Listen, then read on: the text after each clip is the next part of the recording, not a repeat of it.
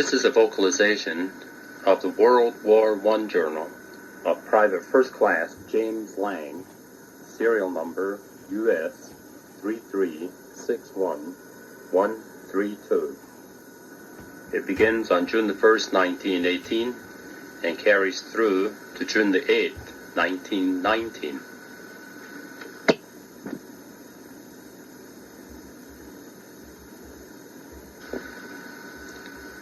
As I entered service June the 1st, 1918, my memory went back to my childhood, and like Rabbie Burns's poem, there was a wee, sleekit, cowering beastie in the back of my mind, reminded me about my granny when she used to sing me the 23rd Psalm. Here I was going into an army of a foreign power, and in my own strength I couldn't do it. But yet in the back of my mind I knew the Lord is my shepherd. I won't want. He maketh me to lie down in green pastures. He leadeth me beside the still waters. He restoreth my soul. He leadeth me in the paths of righteousness for his name's sake. And with that, I entered Columbus Barracks on June the 2nd, 1918, knowing that he was with me.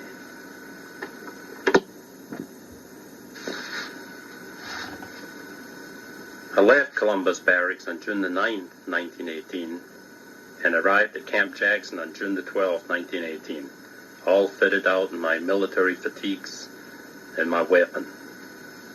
They assigned me to Battery B of the 12th Battalion. Then I was assigned to the Overseas Battery 12, and I left on the 16th of July of the same year.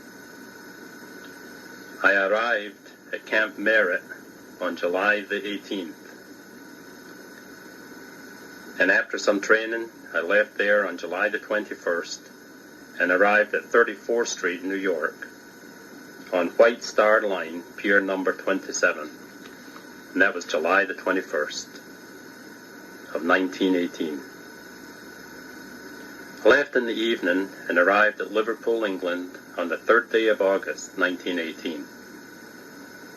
And I had crossed the ocean on the good English ship Minnesota. Then I boarded the train at Liverpool, passing through the noted town of Nottingham, which was the home of the old king, arriving at the Southampton Pier. Then we hiked to a rest camp called Winchester at 2:30. And that was in the morning. It wasn't in the afternoon. 2:30 in the morning we hiked, before the sun even got up.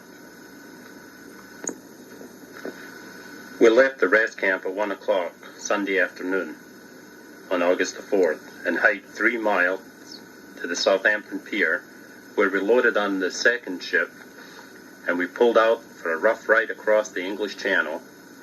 That second ship was called the Anna Trim.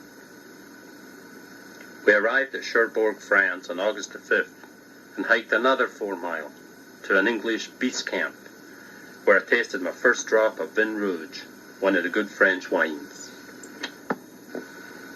The food and sleeping arrangements were rotten. I'm really looking forward to my first good meal. We left this rest camp on August the 6th by hiking back to Cherbourg, where we boarded a train. In French it was called Huit Chevaux ou 40 Hommes, and in English that means 8 horses or 40 men. Then we proceeded southward. We arrived at Camp Hunt-le-Corneau on August the 8th, 1918, where I was assigned to Company E of the 315th Ammunition Train, 165th Field Artillery Brigade, 90th Division.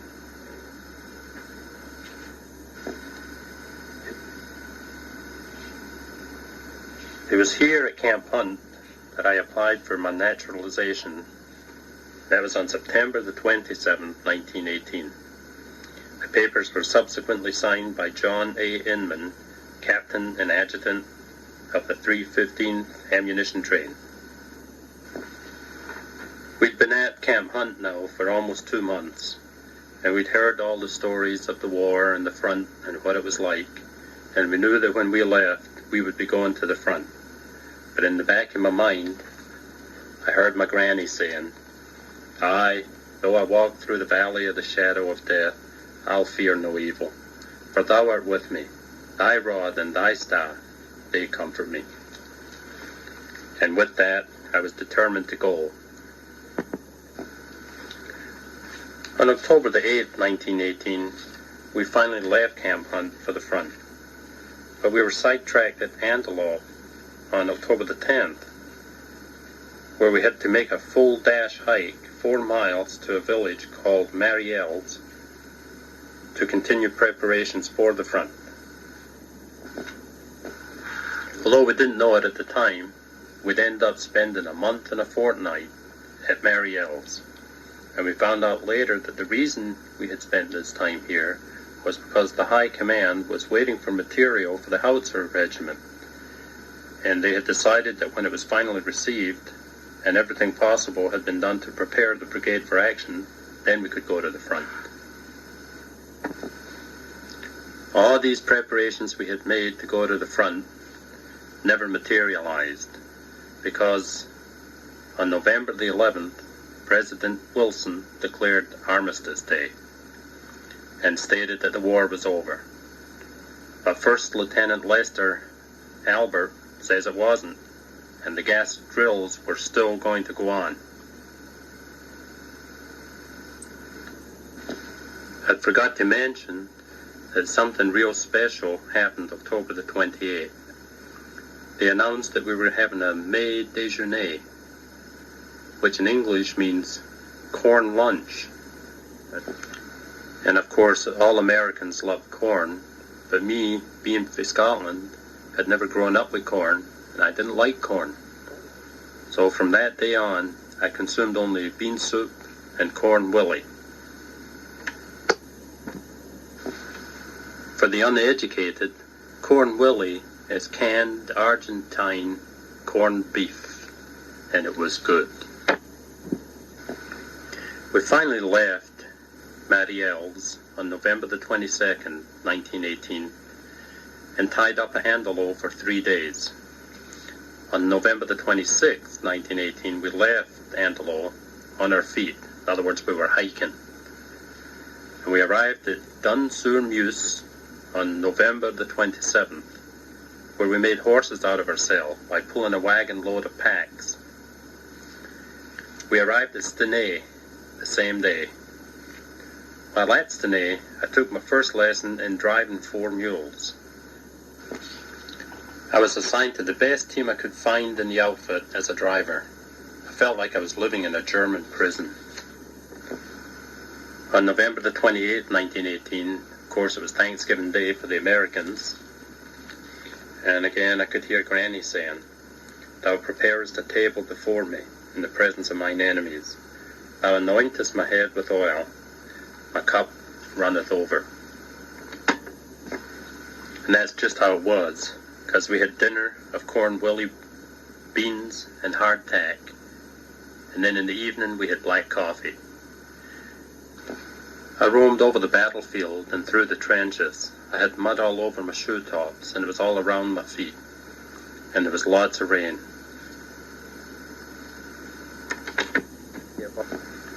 It was now December the 19th, and time for the Army of Occupation. I left Stenay, driving 12 miles by mule train, and stopped for the night at Montmedy, France. Left the next morning and drove 13 miles to Longuyon, where the mud was knee-deep. The next morning the mule started to kick and threw all my 4 sets of harnesses in the mud while I was sleeping in the wagon. On Thursday I drove to Mont-Saint-Martin, France.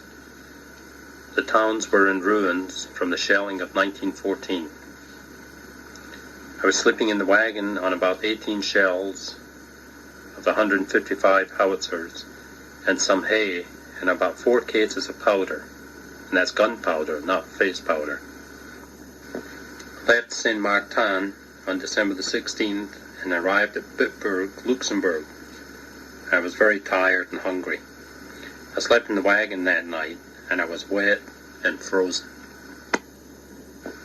I decided I'd take a wee break the next day and drove around Luxembourg City and arrived at Fieldorf, but I got caught by the stable guard who was on duty in the pouring rain, and he treated me to a call to arms. In other words, he put me back on duty. Left here on the 19th and passed the border of Germany at noon. We fed the mules, and that night we stayed at Korik, Germany. That's where I got paid off. Slept in a German house that night on the floor. Then I left December the 23rd and arrived at Koo.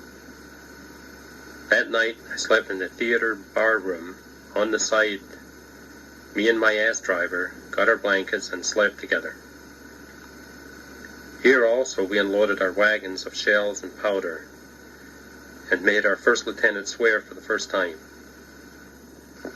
We'd never heard him swear before, and it did sound funny. I had to laugh right in his face, and he asked me what the hell I was laughing at, and I said, "Nothing, sir." He got red in the face and walked away. Alec Reed lost his job. We left here on the 28th and drove over the high mountains, and we encountered an awful lot of real snowstorms. The mules and me were all done in, and the horse doctor had to shoot one of the mules. Arrived in Forbach, Germany on January the 1st, 1919, New Year's Day. There wasn't much going on as far as work. On January the 2nd, we started to haul supplies to the artillery over the mountains one way and fields the other. I stole a big can of syrup, and the boy that was with me was asked to play test and try to find out if I stole it while taking the eats over the mountains to the artillery. Anyway, we helped ourselves to some milk, sugar, and coffee, and other good things, but no Corn Willie.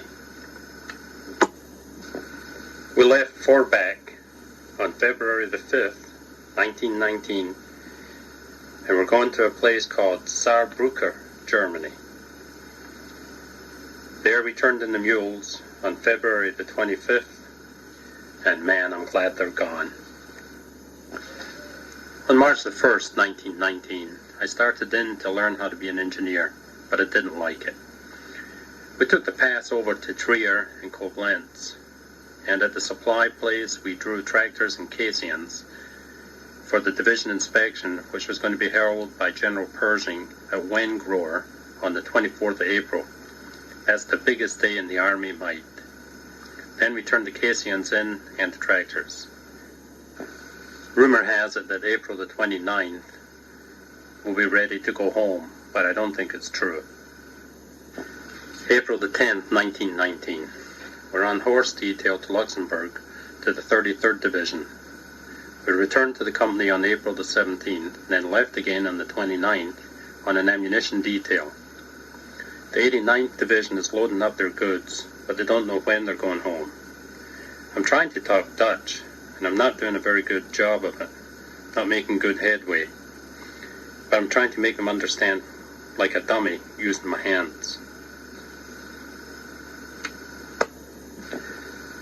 May the 1st, 1919. We're still in the same place. Unloaded 75 trucks of shells today, and it's some hard work. But I think I'll come through all right. We're getting awful poor grub, and I had a fight with the sergeant, but I got the best of him because he was drunk. The cooks were all drunk too, but that didn't hurt our dinner because it was really good. We had a good supper. May the 2nd, 1919. There was no work today because the 90th Division is having a course in classroom. I had 2 glasses of beer, and it was awful. That's all that happened today.